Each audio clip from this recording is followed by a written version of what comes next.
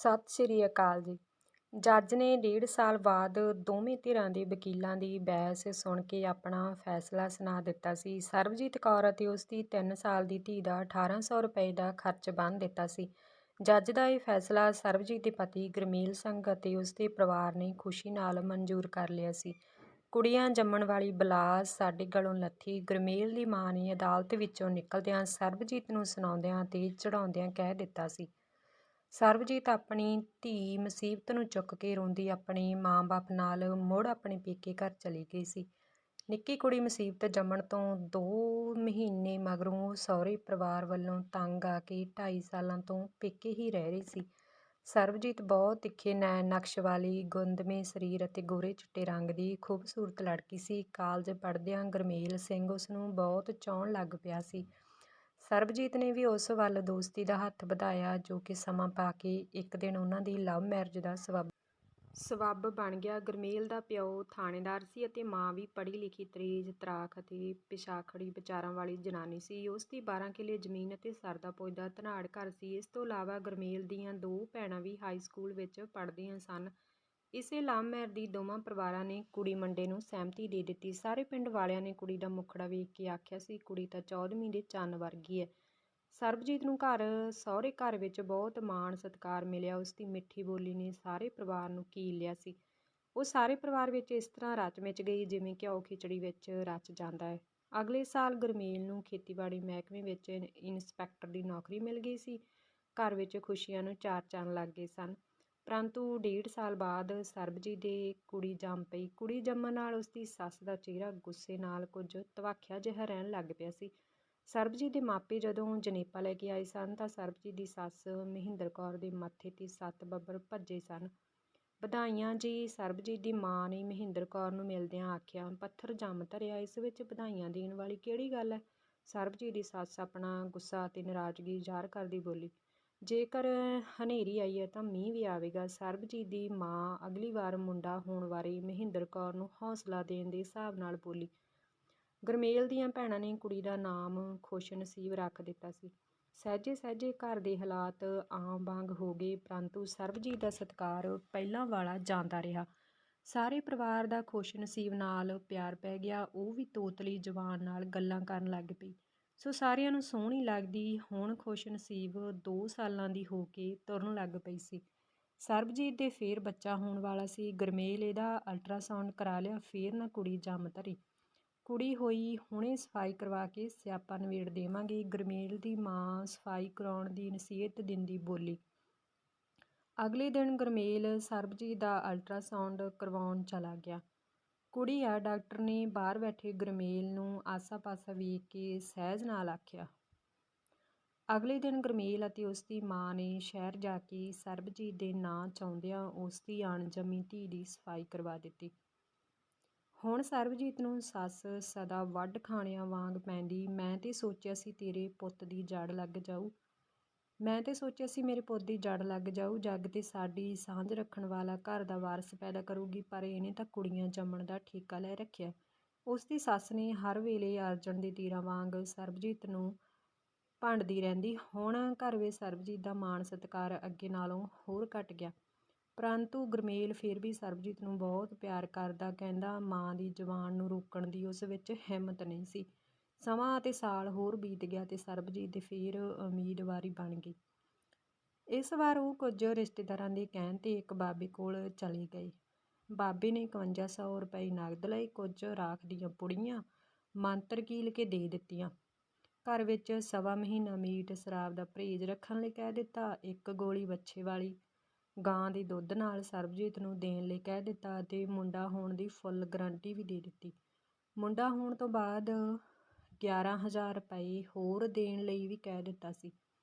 ਹੁਣ ਸਾਰਾ ਟੱਬਰ ਬਹੁਤ ਖੁਸ਼ ਸਨ। ਇਸ ਵਾਰ ਸਰਬਜੀਤ ਦੀ ਦੇਖਭਾਲ ਵੀ ਉਸ ਦੀ ਸੱਸ ਨੇ ਵਧੀਆ ਕਰਨੀ ਸ਼ੁਰੂ ਕਰ ਦਿੱਤੀ ਸੀ। ਸਰਬਜੀਤ ਨੂੰ 9ਵਾਂ ਮਹੀਨਾ ਲੱਗ ਗਿਆ ਸੀ। ਗੁਰਮੇਲ ਦੇ ਪਿਓ ਨੇ 20 ਕਿਲੋ ਗੁੜ ਪਾਉਣ ਲਈ ਵੀ ਕਹਿ ਦਿੱਤਾ ਸੀ, ਜੋ 10 ਦਿਨਾਂ ਵਿੱਚ ਗੁਰਮੇਲ ਨੇ 15 ਬੋਤਲਾਂ ਕੱਢ ਕੇ ਯਾਰਾਂ ਬੇਲੀਆਂ ਤੇ ਰਿਸ਼ਤੇਦਾਰਾਂ ਨੂੰ ਪਿਆਉਣ ਲਈ ਸੰਭਾਲ ਲਈਆਂ ਸਨ। ਸਰਬਜੀਤ ਦੇ ਜਦੋਂ ਜਣੇਪੇ ਦੀਆਂ ਪੀੜਾਂ ਉੱਠੀਆਂ ਤੇ ਉਸ ਨੂੰ ਸ਼ਹਿਰ ਵਾਲੇ ਹਸਪਤਾਲ ਲੈ ਗਏ। ਨਰਸਾਂ ਨੇ ਛੋਟਾ ਆਪਰੇਸ਼ਨ ਕਰਕੇ ਜਣੇਪਾ ਸਿਰੇ ਚਾੜਿਆ। ਨਰਸ ਬਾਹਰ ਆ ਕੇ ਗੁਰਮੇਲ ਦੀ ਮਾਂ ਨੂੰ ਦੱਸਿਆ, ਕੁੜੀ ਹੋਈ ਹੈ। ਇਹ ਕਲੈਣੀ ਸਾਨੂੰ ਲੈ ਡੁੱਬੀ। ਮੈਂ ਸੋਚਿਆ ਸੀ ਸਾਡਾ ਅੱਗਾ ਤੁਰ ਪਊ, ਇਹ ਤਾਂ ਕੁੜੀਆਂ ਜਮ ਸੁੱਟੀ ਜਾਂਦੀ ਹੈ। ਗੁਰਮੇਲ ਦੀ ਮਾਂ ਨੇ ਹਸਪਤਾਲ ਵਿੱਚ ਹੀ ਰੌਲਾ ਪਾਉਣ ਲੱਗ ਪਈ। ਆਪਣਾ ਆਪ ਖੋਂਦੀ ਤੋੜਦੀ ਬੱਸ 'ਤੇ ਬਹਿ ਕੇ ਘਰ ਆ ਗਈ। 2 ਦਿਨ ਬਾਅਦ ਹਸਪਤਾਲ ਤੋਂ ਛੁੱਟੀ ਮਿਲੀ। ਗੁਰਮੇਲ ਵੀ ਭਰਿਆ ਪੀਤਾ ਸਰਬਜੀਤ ਨੂੰ ਘਰ ਲੈ ਆਇਆ। ਘਰ ਵਿੱਚ ਇਸ ਤਰ੍ਹਾਂ ਉਦਾਸੀ ਫੈਲ ਗਈ ਜਿਵੇਂ ਕੋਈ ਘਰ ਦਾ ਜੀਅ ਮਰ ਗਿਆ ਹੋਵੇ। ਕਿਸੇ ਨੇ ਵੀ ਮਾਵਾਂ ਧੀਆਂ ਵੱਲ ਵੇਖਿਆ ਨਾ, ਪਰੰਤੂ ਗੁਰਮੇਲ ਦੀ ਛੋਟੀ ਭੈਣ ਨੇ ਆਖਿਆ, ਭਾਬੀ ਜੀ ਤੂੰ ਠੀਕ ਠਾਕ ਹੈ? ਦਵਾਈ ਕਦੋਂ ਖਾਣੀ ਹੈ? ਚਾਹ ਪੀਣੀ ਹੈ ਕਿ ਰੋਟੀ ਖਾਣੀ ਹੈ? ਨਵਜੰਮੀ ਕੁੜੀ ਨੂੰ ਚੁੱਕਦਿਆਂ ਸਭ ਕੁਝ ਕਹਿ ਦਿੱਤਾ। ਸਰਬਜੀਤ ਕੁਝ ਵੀ ਨਾ ਬੋਲੀ। ਆਪਣੀ ਨਨਾਣ ਵੱਲ ਵੇਖ ਕੇ ਅੱਖਾਂ ਭਰ ਆਈ। ਭਾਬੀ ਇਸ ਦਾ ਨਾਮ ਕੀ ਰੱਖਣਾ ਹੈ? ਉਸ ਦੀ ਨਨਾਣ ਹਰਜੀਤ ਨੇ ਕੁੜੀ ਨੂੰ ਮਾਂ ਨਾਲ ਪਾਉਂਦਿਆਂ ਆਖਿਆ। ਬਦਨਸੀਬ, ਕਹਿ ਕੇ ਉਸ ਦੀ ਭਾਬੀ 2 ਗਜ਼ ਲੰਮਾ ਹੌਂਕਾ ਲੈ ਕੇ ਲੈਂਦਿਆਂ ਫੇਰ ਰੋਣ ਲੱਗ ਪਈ। ਗੁਰਮੇਲ ਦੇ ਵਿਹਾਰ ਵਿੱਚ ਵੀ ਬਹੁਤ ਫਰਕ ਆ ਗਿਆ, ਪਰੰਤੂ ਆਉਂਦਾ ਜਾਂਦਾ ਉਪਰਾ ਜਿਹਾ ਹਾਲ ਚਾਲ ਪੁੱਛ ਜਾਂਦਾ। ਹੁਣ ਇਸ ਘਰ ਵਿੱਚ ਉਸ ਦੀ ਕਦਰ ਨੌਕਰ ਨਾਲੋਂ ਵੀ ਮਾੜੀ ਹੋ ਗਈ। ਸੱਸ ਭਾਵੇਂ ਰੋਟੀ ਪਾਣੀ ਦੇ ਜਾਂਦੀ, ਪਰੰਤੂ ਉਸ ਦਾ ਮੱਥਾ ਸੜਿਆ ਰਹਿੰਦਾ ਤੇ ਭੀੜੀ ਤੌੜੀ ਵਾਂਗ ਰਿੜ੍ਹਦੀ ਰਹਿੰਦੀ, ਆਪਣੇ ਕੰਡੇ ਲੂੰਹਦੀ ਰਹਿੰਦੀ। ਜਦੋਂ ਉਸ ਦਾ ਸਹੁਰਾ ਛੁੱਟੀ ਆਉਂਦਾ, ਉਹ ਸਰਬਜੀਤ ਨੂੰ ਪਿਆਰ ਨਾਲ ਬੁਲਾਉਂਦਾ ਤੇ ਨਵਜੰਮੀ ਕੁੜੀ ਨੂੰ ਚੁੱਕ ਕੇ ਲੋਰੀ ਵੀ ਦੇ ਜਾਂਦਾ, ਪਰੰਤੂ ਪਹਿਲਾਂ ਵਾਲਾ ਸਹੁਰਾ ਉਹ ਵੀ ਨਾ ਰਿਹਾ। ਸਭ ਕੁਝ ਓਪਰਿਆਂ ਵਾਂਗ ਜਾਂਦਾ।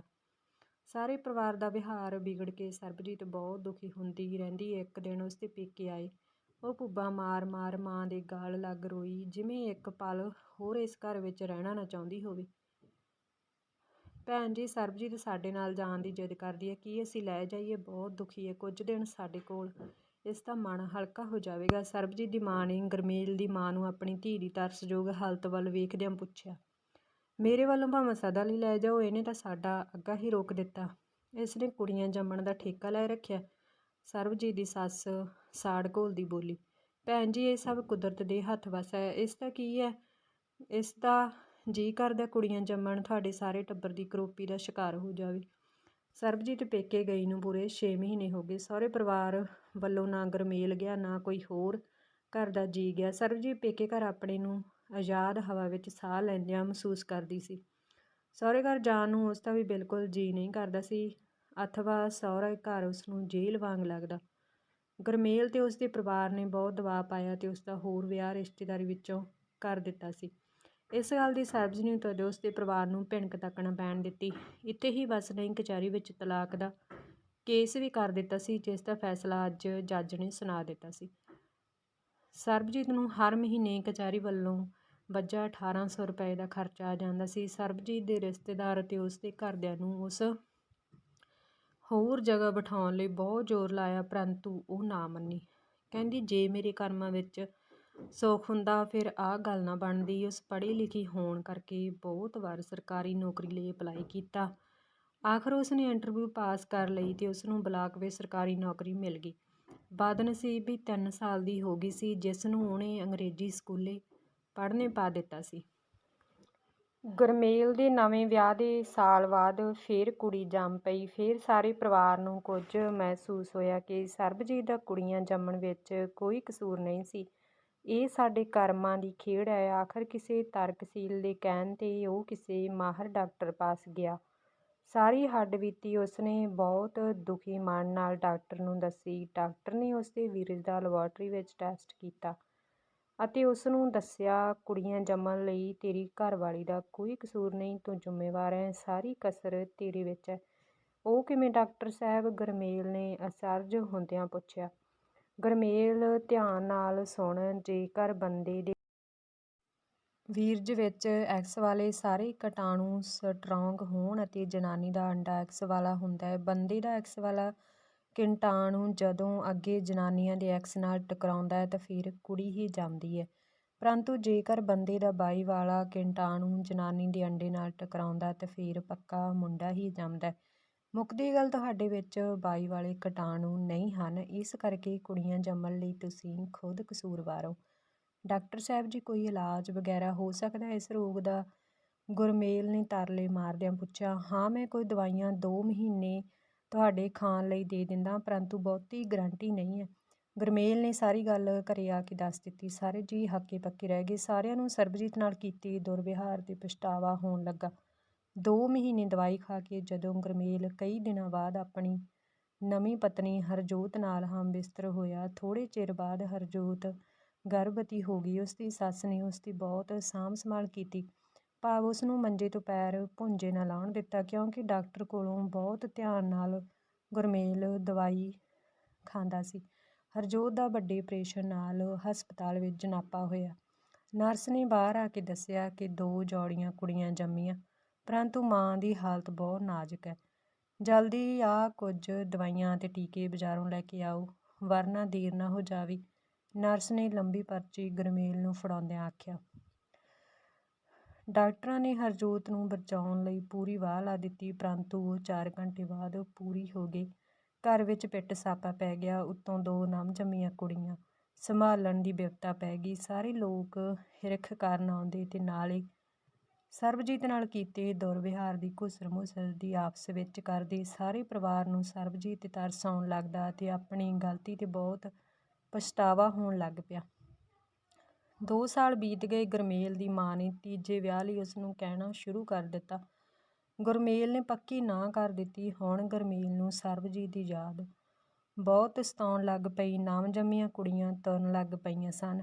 ਗੁਰਮੇਲ ਨੂੰ ਪਤਾ ਲੱਗਾ ਕਿ ਸਰਬਜੀਤ ਕਿਤੇ ਹੋਰ ਬੈਠੀ ਨਹੀਂ। ਉਹ ਸਾਰੀ ਰਾਤ ਸੋਚਦਾ ਰਹਿੰਦਾ ਕਿ ਸਰਬਜੀਤ ਮੈਨੂੰ ਮਾਫ਼ ਕਰ ਦੇਵੇਗੀ, ਕਿ ਉਹ 6 ਸਾਲ ਬਾਅਦ ਮੇਰੇ ਫਿਰ ਨਾਲ ਆਉਣ ਲਈ ਮੰਨ ਜਾਵੇਗੀ। ਨਹੀਂ, ਉਹ ਕਦੀ ਵੀ ਨਹੀਂ ਮੰਨੇਗੀ, ਕਿਉਂਕਿ ਅਸੀਂ ਉਸ ਨਾਲ ਬਹੁਤ ਕਸਾਈਪੁਣਾ ਕੀਤਾ। ਇਹਨਾਂ ਸੋਚਾਂ ਵਿੱਚ ਗੁਰਮੇਲ ਉਖੜਿਆ ਤੇ ਘਿਰਿਆ ਰਹਿੰਦਾ। ਆਖਰ ਹੌਸਲਾ ਕਰਕੇ ਗੁਰਮੇਲ ਆਪਣੇ ਚਾਚੇ ਨੂੰ ਲੈ ਕੇ ਸਰਬਜੀਤ ਦੇ ਪਿੰਡ ਪੀਰ ਦੇ ਮੇਲੇ ਪਹੁੰਚ ਗਿਆ। ਉਸਨੇ ਸਾਰਾ ਮੇਲਾ ਢੂੰਡ ਮਾਰਿਆ, ਪਰੰਤੂ ਸਰਬਜੀਤ ਕਿੱਧਰੇ ਨਾ ਦਿਸੀ। ਆਖਰ ਉਦਾਸ ਹੋ ਕੇ ਪੀਰ ਦੀ ਦਰਗਾਹ ਨੇੜੇ ਬੈਠ ਗਿਆ। ਅਚਾਨਕ ਸਰਬਜੀਤ ਵੀ ਆਪਣੀ ਕੁੜੀ ਬਦਨਸੀਬ ਨਾਲ ਮੱਥਾ ਟੇਕਣ ਆ ਗਈ। ਉਹ ਮੱਥਾ ਟੇਕ ਕੇ ਭੀੜ ਤੋਂ ਬਾਹਰ ਦੁਕਾਨਾਂ ਵੱਲ ਚਲੀ ਗਈ।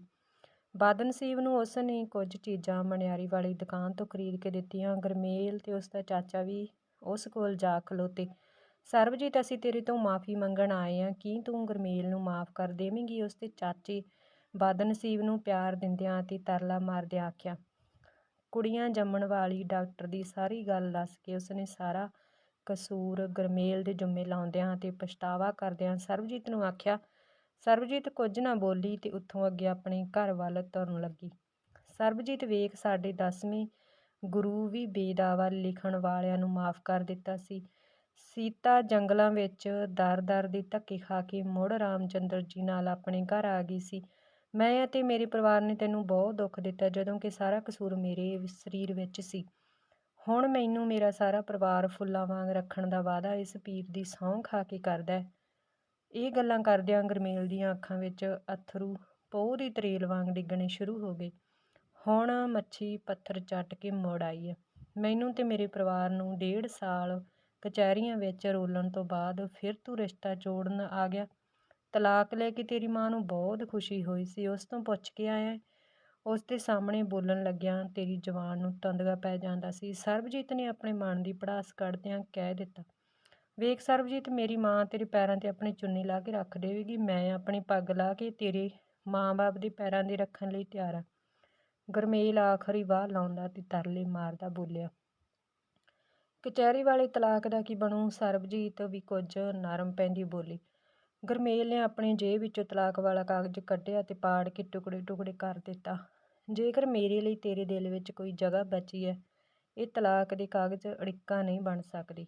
ਮੈਂ ਆਪਣੇ ਘਰਦਿਆਂ ਨਾਲ ਸਲਾਹ ਕਰ ਲਵਾਂਗੀ, ਪਰੰਤੂ ਤੂੰ ਆਪਣੀ ਮਾਂ ਤੇ ਬਾਪ ਨੂੰ ਲੈ ਕੇ ਬੁੱਧਵਾਰ ਆ ਜਾਣਾ। ਸਰਬਜੀਤ ਨੇ ਸਾਰੀ ਗੱਲਬਾਤ ਤਣ ਪੱਤਣ ਲਾਉਂਦਿਆਂ ਕਹਿ ਦਿੱਤਾ ਅਤੇ ਘਰੇ ਸਲਾਹ ਕਰਨ ਲਈ ਵੀ ਕਹਿ ਦਿੱਤਾ। ਸਰਬਜੀਤ ਨੇ ਮੇਲੇ ਵਾਲੀ ਸਾਰੀ ਗੱਲਬਾਤ ਤੋਂ ਲੈ ਕੇ ਜੜ ਤੱਕ ਆਪਣੇ ਘਰਦਿਆਂ ਨੂੰ ਦੱਸ ਦਿੱਤੀ ਅਤੇ ਭੁੱਬਾਂ ਮਾਰ ਰੋਣ ਲੱਗ ਪਈ, ਜਿਵੇਂ ਅੱਜ ਉਸਦੇ ਜ਼ਖਮਾਂ ਨੂੰ ਉਚੇੜ ਕੇ ਕਿਸੇ ਡਾਕਟਰ ਮਲ੍ਹਮ ਪੱਟੀ ਕੀਤੀ ਹੋਵੇ।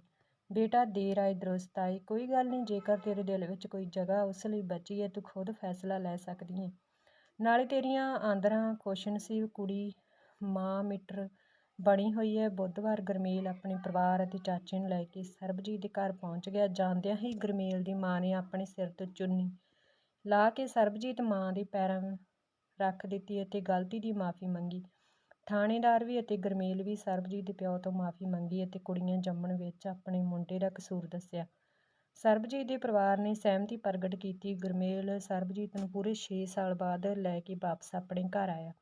ਵੱਡੀ ਨਨਾਣ ਤਾਂ ਆਪਣੇ ਘਰ ਵਾਲੇ ਨਾਲ ਸਵੇਰ ਦੀ ਆ ਕੇ ਘਰੇ ਸਰਬਜੀਤ ਦੀ ਬੇਸਬਰੀ ਨਾਲ ਉਡੀਕ ਕਰ ਰਹੀ ਸੀ। ਉਸ ਨੇ ਤੇਲ ਚੋ ਕੇ ਸਰਬਜੀਤ ਨੂੰ ਅੰਦਰ ਲੰਘਾਇਆ। ਅੱਜ ਫਿਰ ਸੱਸ ਨੇ ਗੁਰਮੇਲ ਅਤੇ ਸਰਬਜੀਤ ਦੇ ਸਿਰ ਤੋਂ ਪਾਣੀ ਵਾਰ ਕੇ ਪੀਤਾ। ਅਗਲੇ ਦਿਨ ਬਦਨਸੀਬ ਦਾ ਜਨਮ ਦਿਨ ਸੀ। ਸਾਰੇ ਪਰਿਵਾਰ ਨੇ ਕੇਕ ਕੱਟ ਕੇ ਉਸ ਦਾ ਜਨਮ ਦਿਨ ਮਨਾਇਆ। ਘਰ ਵਿੱਚ ਖੁਸ਼ੀ, ਚਾਅ ਅਤੇ ਵਿਆਹ ਵਰਗਾ ਮਾਹੌਲ ਸੀ। ਅਗਲੇ ਸਾਲ ਸਰਬਜੀਤ ਦੇ ਮੁੰਡਾ ਜੰਮ ਪਿਆ। ਘਰ ਵਿੱਚ ਰੁੱਸੀਆਂ ਬਹਾਰਾਂ ਵਾਪਸ ਪਰਤ ਆਈਆਂ। ਸਾਰੇ ਭਾਈਚਾਰੇ ਦੀ 13ਵੀਂ 'ਤੇ ਪਾਰਟੀ ਕੀਤੀ ਗਈ। ਉੱਤੋਂ ਸਰਬਜੀਤ ਦੀ ਨੌਕਰੀ ਵੀ ਪੱਕੀ ਹੋ ਗਈ। ਸਰਬਜੀਤ ਨੂੰ ਖੁਦਰਾਣੇ ਵਾਲੀ ਢਾਬ 'ਤੇ ਟੁੱਟੀ ਗੰਢੀ ਘੜੀ ਮੁੜੀ ਯਾਦ ਆ ਰਹੀ ਸੀ। ਤੁਹਾਨੂੰ ਇਹ ਕਹਾਣੀ ਕਿਵੇਂ ਦੀ ਲੱਗੀ? ਕਮੈਂਟ ਕਰਕੇ ਜ਼ਰੂਰ ਦੱਸਿਓ। ਚੈਨਲ ਨੂੰ ਸਬਸਕ੍ਰਾਈਬ ਜ਼ਰੂਰ ਕਰਨਾ। ਧੰਨਵਾਦ।